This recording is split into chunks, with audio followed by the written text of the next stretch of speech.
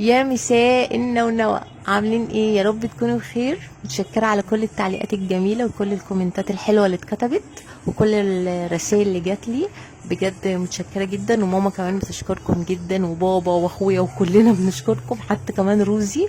ويا رب الفيديوهات تكون خفيفة على قلبكم وعجباكم. ندخل بقى على الفيديو بتاع النهاردة، وهيتكلم عن ايه بقى؟ الاساسيات بتاعة القطة.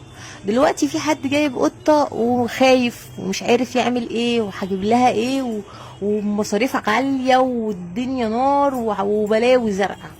طيب تعالوا نبسط الموضوع مع بعض قوي، ونبتدي بحاجات بسيطة. مش هطلب منك ان انت تجيبي حاجات اوفر وحاجات كتير، لا، خلينا نبتدي في الاساسيات. طيب ايه هي هتبقى الاساسيات اللي هتبقى بسيطة عليا وتخلي الموضوع سهل كده عليا، وايه وما احسش ان في لود وفي مسؤولية وفي مصاريف هجمة عليا؟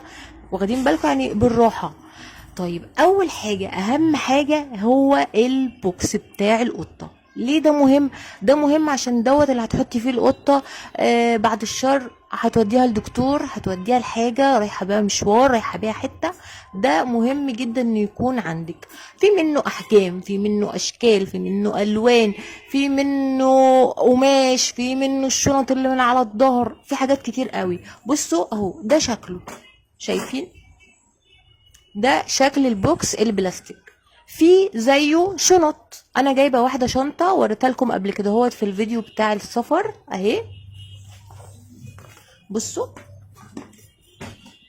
برضو اهي دي شنطه. طيب نيجي بقى للمستلزمات الاساسيه بتاعت القطه. فرشه، تمام. في منها برضو اشكال كتير، هاتي ابسط حاجه واصغر حاجه موجوده. فرشه اهي هتقعد معاكي كتير. بصوا قاعده معايا بقالها بتاع سنتين ولا حاجه، لحد ما السنون ابتدت ان هي تقل. خلاص اهي.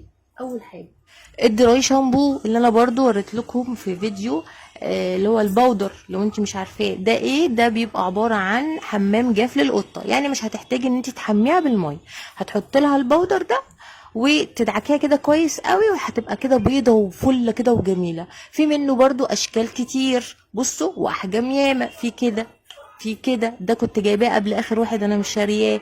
خلاص. جيبي اقل حاجه، حاجات كده حجم صغير. ليه بقولك كده؟ ان برضو الحاجات دي بتقعد معاكي كتير. كل ده انا بكلمك في الاساسيات البسيطه اللي ما تخليكش تحسي ان في ايه، ضغط عليكي. القصافة دي مهمة جدا، برضو مهمة قوي قوي للقطة، عشان تقصي بيها ايه، ضوافرها. بس تخلي بالك، شوفي فيديوهات كتير ازاي تقصي الضوافر للقطة، عشان بس ما تعورهاش وما يحصلش اي حاجة.